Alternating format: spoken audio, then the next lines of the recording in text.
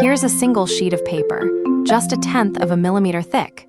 So how many times would you have to fold it to reach the top of the Eiffel Tower? Here's the one rule this puzzle runs on. Every fold doubles the paper's thickness. Fold it once, and it's already twice as thick. Fold it again, and it doubles again.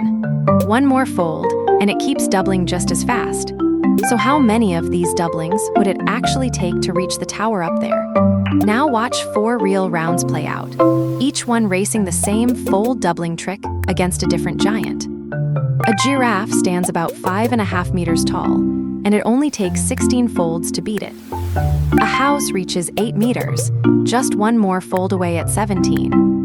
A redwood tree towers to 100 meters, and 20 folds get there. The Eiffel Tower itself, over 300 meters high, falls in just 22 folds. This game sharpens your intuition for exponential growth. You see how doubling something small can spiral out of control fast. You practice comparing a growing quantity against a real, fixed benchmark, and you build a gut feeling for how few steps exponential growth actually needs. And that's the whole game. Every fold just doubles what came before. Enough of those doublings and paper can beat almost anything, from a house to the Eiffel Tower.